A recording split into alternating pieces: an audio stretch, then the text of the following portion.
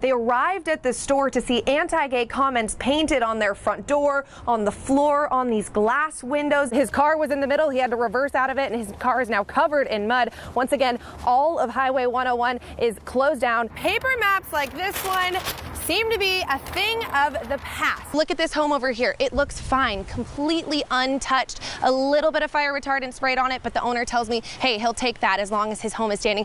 Couple steps this way, if you look over here, this home is completely gone. I'm standing on the side of Highway 99 right now where all of this happened. The driver of this car drove his car off the freeway through this barbed wire fence right here. If you throw a rope across it, 4,500 CFS is like 4,500 NBA-sized basketballs rolling across the rope at one time. This camera is the reason owners of this store were able to watch a truck drive from a gas station across the street into this parking lot. We're doing a little test today. We have crayons and a thermometer from someone they assume to be Gardner.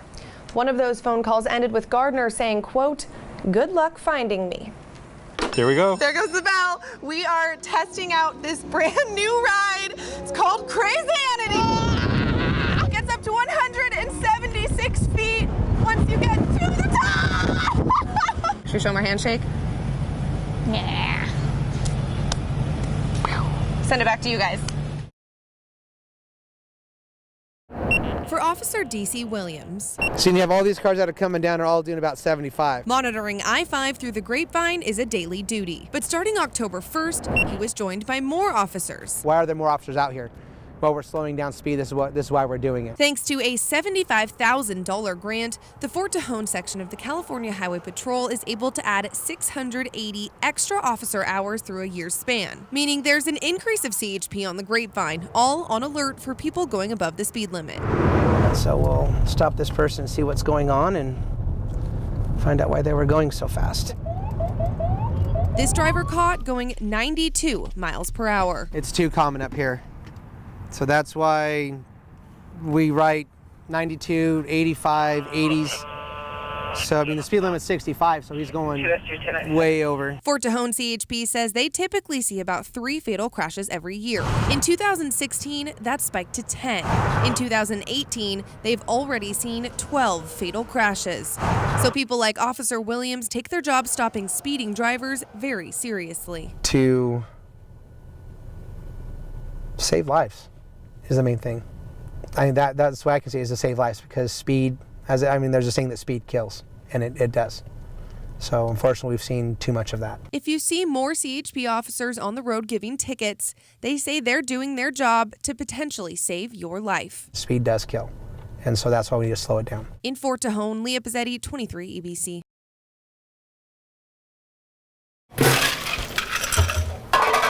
It's a busy morning at Denny's. How would you like your eggs on that? But this server takes the time to make her customers feel happy. You sure can. Introducing herself, ready for the response she'll get. By the way, my name is Christmas like the holiday. My birthday is on Christmas, and so that's how I was given that name. Christmas Joy Egger, to be exact, and she is just that. A Christmas joy. She's funny, she's a hard worker, but yeah, definitely brought joy to my Christmas, so. But she didn't start her life with that name. At 4 months old and named Ashley, she went to a foster family who later adopted her, and they decided her birthday fit her better. She said her name needs to be Christmas, because she said just the way that I was as a baby, I was just always happy and joyful. And so she said, you need to be a Christmas joy. Kids made fun of her name when she was young. I have a Christmas tree. Oh, that's a big one. But her mom always stood by her decision. She's all about my name. She loves it. Now, Christmas says her name is just that, hers. The name has made who I am. I have grown into the name because of everything that I've dealt with growing up has made me of who I am today. And if I didn't have that name, I think I would have been completely different. And she uses it at work, breaking the ice. Is that your name? It really is. My name is Christmas like the holiday. My birthday's on Christmas. I was given that name. Causing smiles from customers, making her smile as well, as she spreads Christmas joy year-round.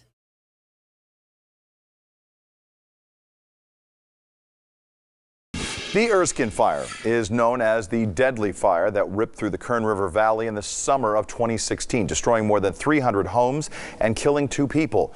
But with all the devastation came hope. 23 ABC's Leah Pezzetti shows us how tragedy turned into an unlikely bond. You have to drive 12 miles down a side road before you get to Daryl Snyder's home. This is the end of the electricity, the end of the telephone. From here on out, it's ranch land and more or less wilderness. His home is guarded by a dog with a bell, a nosy cat, and horses standing by Daryl's new red barn. We have sheep and chickens and farm fresh eggs. Daryl sports overalls every single day. They got all the pockets and all the right spots. He's a fan of his life in solitude. People ask me why I live out here, and I said I had a choice between living by tweakers or bears. For him, the choice is simple. Bears are predictable. But when you drive down that road to Daryl's house, you'll also pass charred Joshua trees. And that new red barn stands where the one before burned in the Erskine fire. Daryl's home was in the middle of devastation. I sat out in the road and I just watched, thinking any minute my house has got to go up. More than 100 miles away, another world. Last name Yam, Y-A-M, just like the potato. Marcus Yam is a staff photographer for the Los Angeles Times. Features to food assignments to breaking news. As a photographer, he's able to fly under the radar. Usually when I get letters from readers, it's usually because, hey, you misspelled my name, hey, you made me look fat, or hey, I didn't look that great, or how can I get those photos for free? Two men in different worlds, connected by one moment. In June of 2016, Daryl stayed with his home during the Erskine fire as his neighbors' homes burned around him. He watched a photographer drive up, snap a picture, then drive away. I remember the amber-colored sky, because due to the smoke, and I thought to myself, what a neat photo. But to Daryl, I thought you're just another media vulture. It never occurred to me that I was seen as a vulture. I was just doing my job. Marcus continued work taking him on an assignment overseas to Iraq, where he took these pictures, profiling an ISIS bomb diffuser. You go out with him in the field and he tells me, this is the moment when he tells me, run, because he's about to light the fuse. In the middle of this life or death scenario, Marcus is contacted by the LA Times. My equipment manager sent me an email asking if I had ordered a television and got it sent to the office. In it, a package with a note. Dear Marcus Yam, I stood a few feet from you when you took this picture of my home.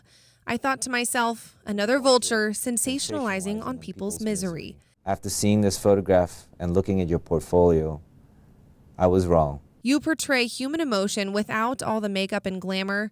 You have my respect. My home withstood the test that night, and Old Glory still waves. Today I replaced that tattered flag with a new and shiny one. I would like you to take care of the old flag for me. Sincerely, Daryl Snyder. Flags aren't supposed to be thrown away when they're worn out. They're supposed to be taken care of. I figured he was the man to take care of it. A simple package with this note, the picture Marcus took, and the flag from the photo spoke more volumes than Daryl could ever know. This was the best prize gift a journalist can ever get. I mean, it's better than winning an award. I mean, this is it. Awards do hang at the LA Times headquarters, Emmys, plaques, and now next to those keepsakes, Daryl's display. A year after the picture was taken, and the two men have become pen pals in a way. This whole experience has forced me to write a letter, which I actually have never done, on pen and paper. I've always just wrote emails. Marcus wanted to turn letters into conversations. He was sent back to the Kern River Valley for another story a year later and rolled 12 miles down that side road to the home where this picture was taken. I just yelled his name, and all I heard was a bunch of banging in the back. And he was like, I'm here, And I went back there and it's like, you Daryl? It's like, yeah. Do you know who I am? He's like, yeah. He's up on top and he's saying, Mr. Snyder, real timid. And I'm thinking, who is this come to bother me now? And then he said, my name is Marcus, and I just dropped everything. I got to meet this guy. They spent the afternoon talking. It was like meeting an old friend. Daryl showed Marcus his display of the picture, which hangs next to family portraits. And, of course, they had to take a new one, now hanging next to the original in Daryl's home. Marcus left and returned to the busy streets of LA, leaving Daryl at his home in the quiet Kern River Valley, still faced on a daily basis with the burned reminders of Erskine. But a new flag now hangs out front, a symbol of moving forward and the friendship the two men now have. How destiny and fate work is amazing. How one picture sets off something like this. They're not sure when they'll see each other next, but they know they'll always have the bond over this photo. Leah Pezzetti, 23 ABC.